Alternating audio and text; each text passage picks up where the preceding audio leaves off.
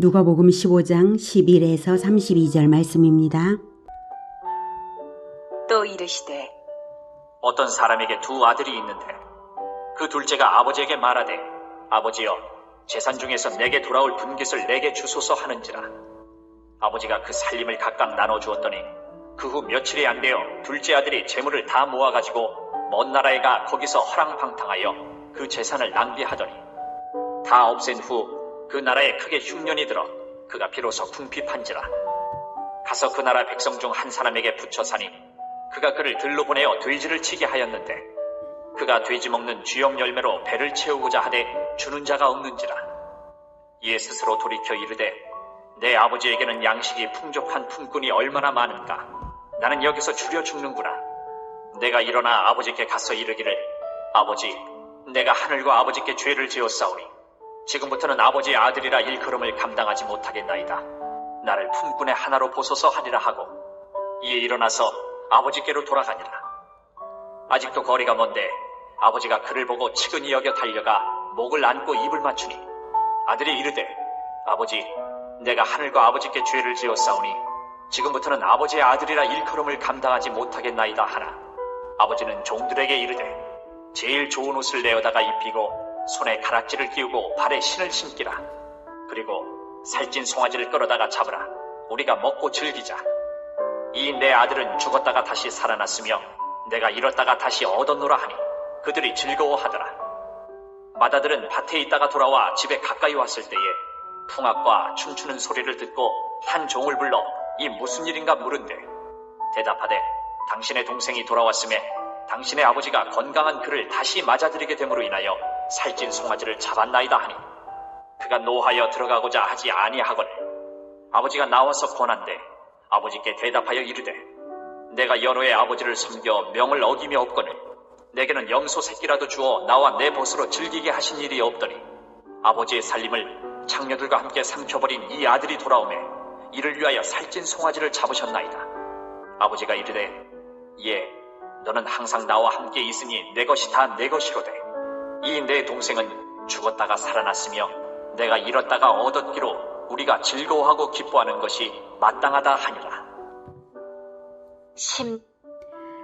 사랑하는 형제 여러분, 5월 3일 월요일 저녁 목상에 오신 것을 환영합니다.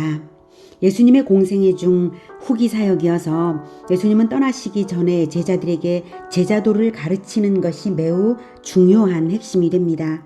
그리고 제자도의 핵심은 하나님의 목적과 제자가 동일한 목적을, 하나님의 목적을 가져야 한다는 것입니다. 하나님의 목적은 무엇인가요? 하나님의 목적은 인간 구원입니다. 에덴에서 첫 범죄 이후 모든 인간은 죄를 가지고 태어나게 되고 모든 인간은 하나님과 멀어져 있습니다. 잃은 양이나 잃은 드라크마를 찾는 이야기를 하시는 이유가 바로 모든 사람들이 하나님으로부터 잃어져 있기 때문에 예수님은 잃은 사람들을 찾으러 오셨다는 것을 말씀하고 계신 것입니다.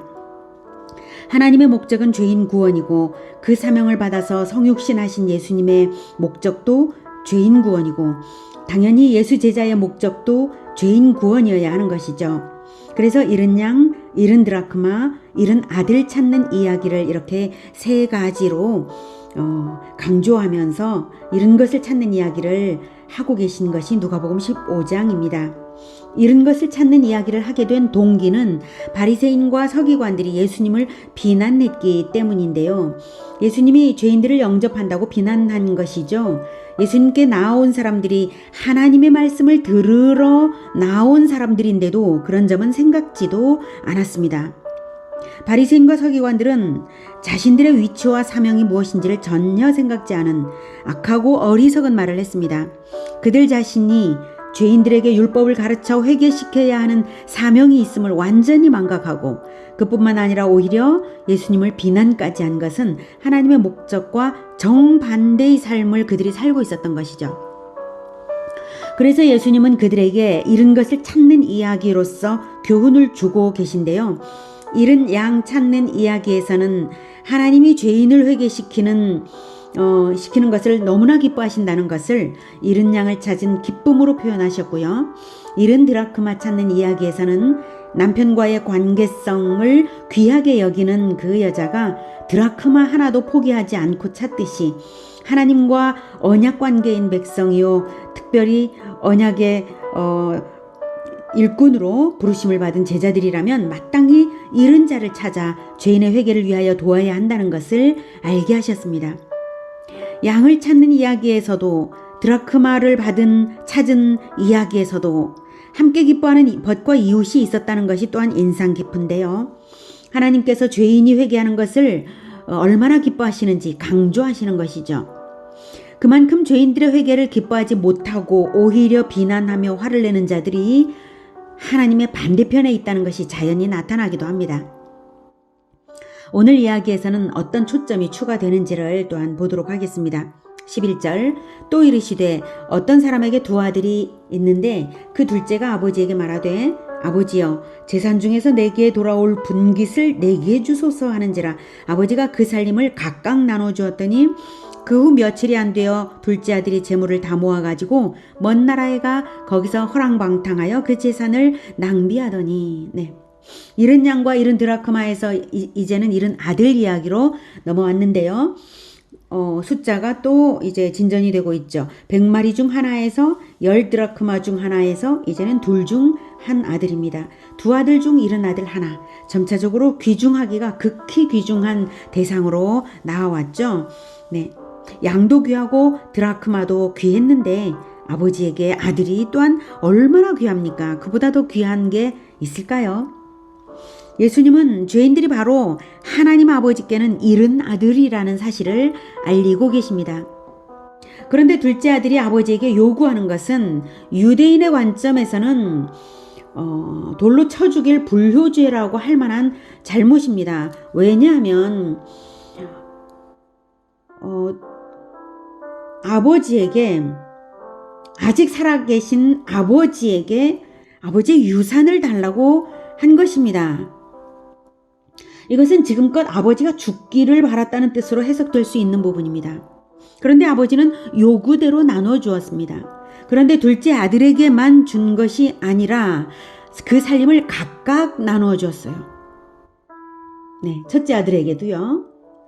그럴 수밖에 없는 것이 재산인데 용돈이 아니라 재산을 주는 바에야 모두에게 줘야 하죠. 아무튼 둘째 아들이 그 다음 한 짓은 더욱 악합니다. 아버지를 떠났어요. 이스라엘 안에 남아있는 것이 아니라 먼 나라로요. 아직 아버지도 아주 버리고 하나님도 아주 버린 것이죠. 이스라엘에게 있어서 하나님께 예배하지 않는 이방 땅으로 떠난다는 것은 하나님 나라를 버린 것이나 다를 바 없습니다.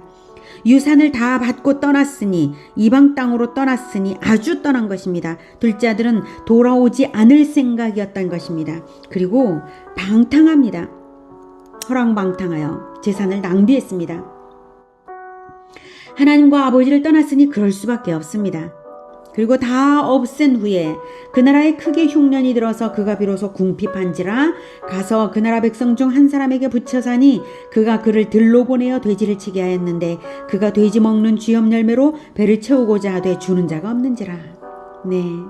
선민이었던 이 둘째 아들의 처지가 정말로 비참해졌죠. 유대인 지역이 아니니 돼지를 치는 곳이 있고요. 유대인들은 더럽게 여기는 돼지를 칠 뿐만 아니라 돼지 먹는 쥐염 열매로라도 배를 채우고 싶을 정도로, 그래도 주는 자가 없을 정도로 나락으로 떨어졌습니다. 하나님을 버린 삶이 얼마나 헛된 것인지, 얼마나 곤고한 것인지를 보여주는 것입니다. 17절, 이에 스스로 돌이켜 이르되 내 아버지에게는 양식이 풍족한 품꾼이 얼마나 많은가. 나는 여기서 줄여 죽는구나. 내가 일어나 아버지께 가서 이르기를 아버지, 내가 하늘과 아버지께 죄를 지었사오니 지금부터는 아버지의 아들이라 일컬음을 감당하지 못하겠나이다. 나를 품꾼의 하나로 보소서 하리라 하고 이에 일어나서 아버지께로 돌아가니라. 둘째 아들이 회개하는 심리적 과정을 아주 섬세하게 말씀하고 계십니다. 예수님은 잃은 아들이 진심으로 아버지와 하나님께 회심하여 돌아오는 이 진심을 매우 귀하게 보시는 것입니다. 둘째 아들은 스스로 돌이켰습니다. 스스로 돌이켜 마음을 고쳐 먹었고, 그리고 일어나서 아버지께 가리라고 결단을 했고, 그리고 일어나서 아버지께 돌아왔습니다. 마음을 바꾸고 결단을 하고 실행을 하는 이 과정에 예수님은 아주 관심이 많으시고 그 과정을 기뻐하시는 것입니다. 그리고 둘째 아들의 회개는 단순히 아버지에 대한 것만 아니라 자기의 행위가 인간만 아니라 하나님께도 죄라는 것을 깨달았습니다. 그래서 하늘과 아버지께 죄를 지었사오니 라고 말을 하고 있죠. 그리고 아주 겸손해져서 품꾼의 하나로 되돌아간 것입니다. 나를 품꾼의 하나로 보소서 하고 회개의 수준을, 겸손해진 수준을 보이고 있습니다. 회개한 사람은 이렇게 겸손하게 되어 있죠. 근데 아직도 거리가 먼데 그를 보고 천히 여겨서 아버지께서 아직도 거리가 먼데 달려가서 목을 안고 입을 맞추었다. 아들이 올 걸 어떻게 알고 이렇게 달려가서 목을 안고 입을 맞출 수 있었을까요? 그것은 늘 날마다 동구 밖을 바라보며 아들이 오기를 기다려왔다는 거죠. 아버지가 늘 날마다요. 그랬기 때문에 아들을 금세 발견하고 그렇게 달려갈 수 있었던 거예요. 그렇게 누더기를 걸친 아들의 모습, 분명히 모양새도 많이 달라졌을 텐데 헐리서 알아보고도 달려가서 이렇게 아들을 껴안는 이 아버지의 변함없고 일편단심으로 정말 간절히 기다려온 그 아버지의 마음을 알 수가 있습니다. 다른 어떤 것을 탓하지 않으십니다. 사실 이때 돌아오는 그 아들 입장에서도 결단하고 돌아왔지만 아버지가 조금이라도 밀쳐내는 이러한 마음을 표현한다면 정말 돌아왔어도 쉽지가 않았을 거예요. 그 마음까지도 아버지가 아시죠. 그래서 아주 흔쾌히 정말 회개를 표현할 수 있도록 받아줍니다. 그래서 자기 아들에게 말을 합니다.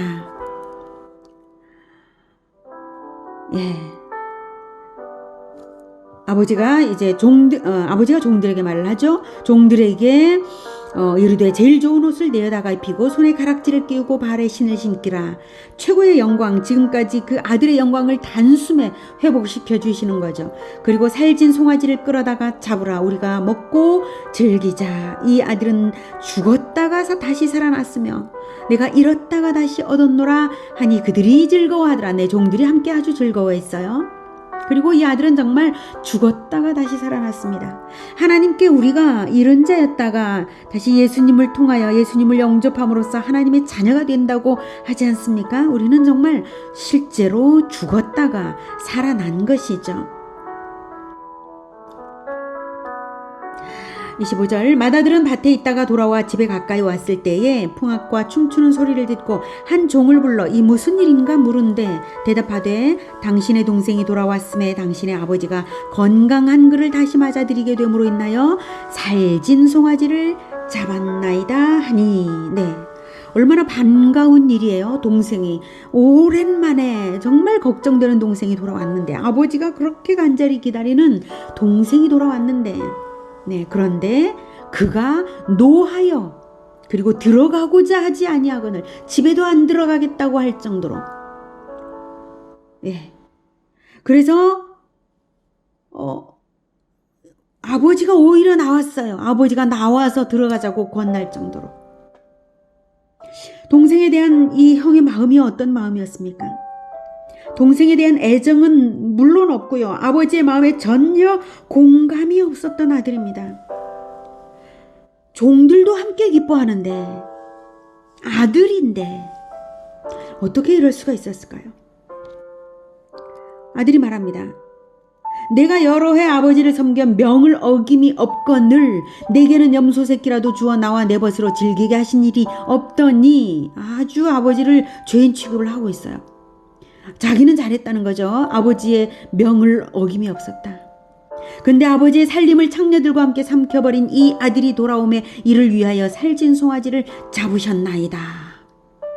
아주 아버지를 정죄하고 있어요. 자기 은은 아주 높고, 이게 어디 형이 할 소리이고 아들이 할 소리인가요? 동생 나갈 때 재산을 함께 나눠 받은 것은 생각지도 않고요. 염소 새끼 한 마리 안 줬다고 말을 하고 있어요. 동생을 비난하고 아버지를 비난하고 자기의 정당성을 주장하고요. 자기 의만 높아서 아버지의 은혜로우신 마음에 감격도 공감도 전혀 없는 것입니다. 동생이 반갑지 않은 것은 물론이고요. 혹시 딴 마음이 있는 거 아닐까요? 동생이 없으면 남은 유산을 자기 혼자 가질 텐데 혹시 이런 생각을 하고 있었던 거 아닐까 모르겠어요. 그 정도 의심이 되는 마음입니다. 이 첫째 아들의 마음이. 아버지가 이르되 예 너는 항상 나와 함께 있으니 내 것이 단 네 것이로되 이 내 동생은 죽었다가 살아났으며 내가 잃었다가 얻었기로 우리가 즐거워하고 기뻐하는 것이 마땅하니라 아니라. 아버지의 은혜로운 마음이 다시 나타나죠. 나갔던 동생이나 집에 있던 아들이나 똑같이 너무나 은혜롭게 내 것이 다 네 것이 아니냐. 죽었다가 얻은 아들 함께 기뻐하자. 이렇게 말씀하십니다. 자, 우리가 만약 집에 있던 아들이라면 어떻게 해야 하겠습니까? 아버지의 애타게 기다리던 마음을 가장 잘 알아들여서 함께 잃은 아들을 찾아다녔어야 하는 것이 맞죠. 그러고 보니 아버지는 사실 두 아들을 둘 다 잃은 것입니다. 두 아들은 둘 다 이뤄진 아들들이었어요. 하나는 타국으로 떠나서 이뤄졌고 다른 하나는 집안의 탕자인 셈이었죠. 둘 다 이뤄졌는데 더 심각한 쪽은 집안의 탕자입니다. 회개를 못하니까요. 오히려 자기 의만 높으니까요. 멀리 떠났던 탕자는 회개라도 할 수 있어서 이렇게 돌아오게 되었죠. 이 집안의 탕자는 자기 잘못을 뉘우칠 줄 몰라요. 그래서 오히려 비난합니다. 꼭 그 바리새인들과 같죠. 자, 우리의 초점은 바리새인들은 아닙니다. 지금 예수님께서 잃은 것을 찾는 세 가지 이야기를 보여주시는 것은 바리새인들과 서기관들의 그 잘못된 관점을 바로잡기 위하여 해주신 말씀인데요. 그 옆에서 듣고 있는 사람들은 누굽니까? 바로 예수님의 제자들이죠. 지금 잃은 자를 찾는 이 세 이야기는 제자들을 향한 제자도를 가르치는 그 초점입니다.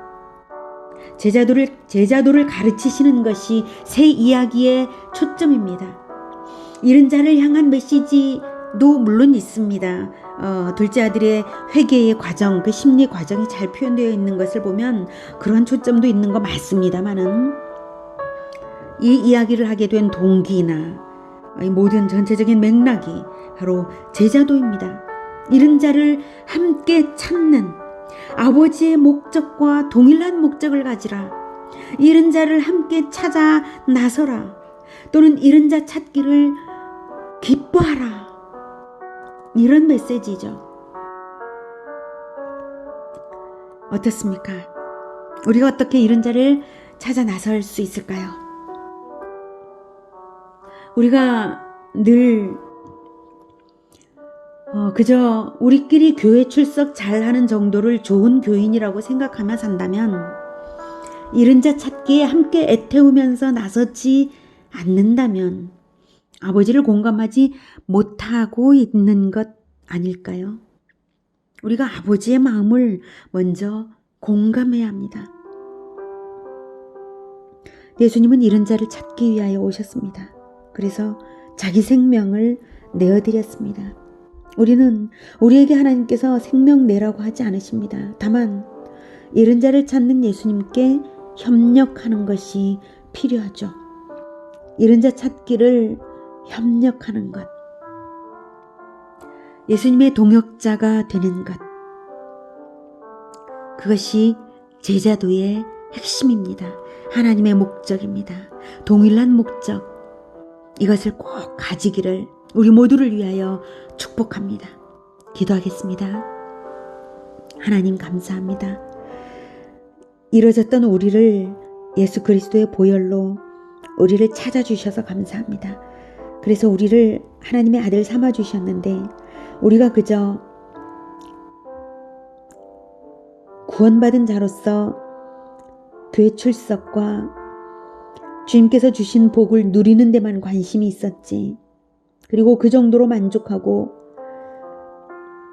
이 정도면 괜찮다고 그렇게 느끼고 생각하고 있었던 것 용서해 주시옵소서. 잃은 자를 찾기를 간절히 원하는 아버지의 마음을 표현하시려고 3번씩이나 이렇게 말씀을 해주셨습니다. 하나님의 마음을 우리가 더욱 깊이 들여다보고 하나님의 마음을 공감할 수 있게 주님 도와주시옵소서. 잃은 자를 향한 하나님의 그 간절한 기다림을 우리가 동일하게 목마름으로 기다릴 수 있게 해주시고 잃은 자를 찾아 나서게 주님 우리를 깨우쳐 주시옵소서. 아니 오늘 그것을 가르쳐 주시니 감사합니다. 우리가 이제부터 잃은 자를 초청하고 찾아 나서고 맞이하고 기뻐하는 그러한 우리의 삶이 되도록 하겠습니다. 주님 도와주시옵소서. 예수 그리스도 이름으로 기도드립니다. 아멘. 이어지는 시간은 개인 기도 시간입니다. 영상은 여기서 마치겠습니다.